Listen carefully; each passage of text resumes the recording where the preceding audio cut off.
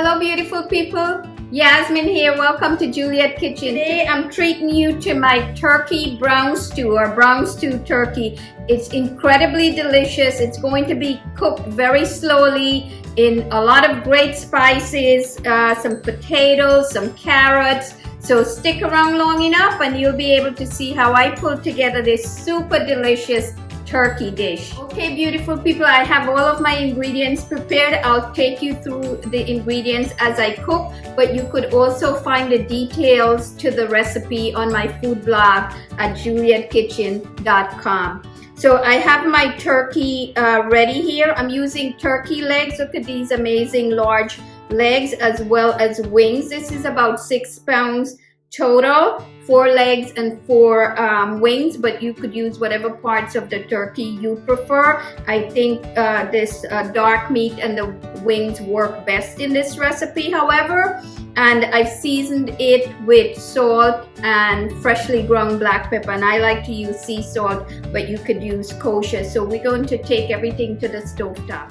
Okay, I'm adding olive oil to a large saute pan. I'm going to use about 3 tablespoons of olive oil. Going to turn on the stove to medium heat. Okay, I'm going to add in some vegetables. I'm using 1 onion that's been chopped or diced is fine. I'm adding in celery. This is 2 celery stalks that I've diced. And I'm using 4 small carrots that have been cleaned and diced as well. I'm going to season this with a pinch of salt and fresh ground black pepper. Give it a nice stir. Okay, I'm going to cook that for about 2 minutes. Okay, so this has been cooking for about 2 minutes. So now I'm going to be adding cloves. This is about 12 cloves. I have here 3 cinnamon sticks. I'm adding in 1 tablespoon of fresh thyme leaves, about 2 tablespoons of chopped garlic. Give it a little stir. I'm going to cook this for about a minute to bring out the flavors. So now I'm going to add in some red wine. This is half a cup of red wine. You really want to use drinking quality red wine. I'm going to cook this until the wine is reduced. Okay, so our wine is incorporated and just about reduced to nearly nothing. As you can see, took about a minute and a half. Now I'm going to add some magic ingredients. This is a browning sauce, 3 tablespoons of my browning sauce, and I'm using this thing called Casri. You can find it easily online. And I'm also adding 2 tablespoons of light brown sugar. You could use dark brown sugar if you want. Give it a nice stir.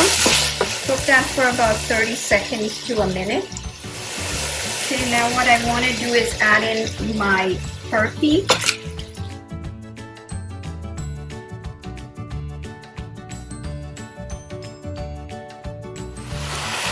That's a lot of meat.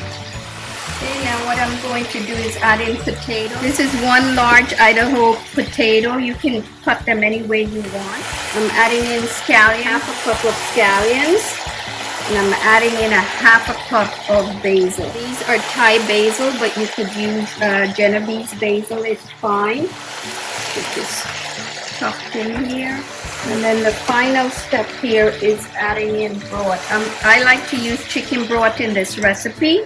I'm going to add enough broth to cover all of the meat. Should be enough. That's about 6 cups. And then last but not least, I like to tuck a hot pepper here.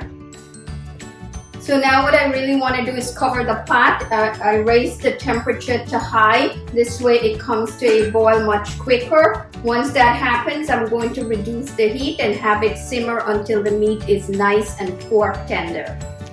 Wow, it's come to a nice boil. Look at that. So I'm going to reduce the heat now to low and have this simmer until the meat is just about very tender and falling off the bone.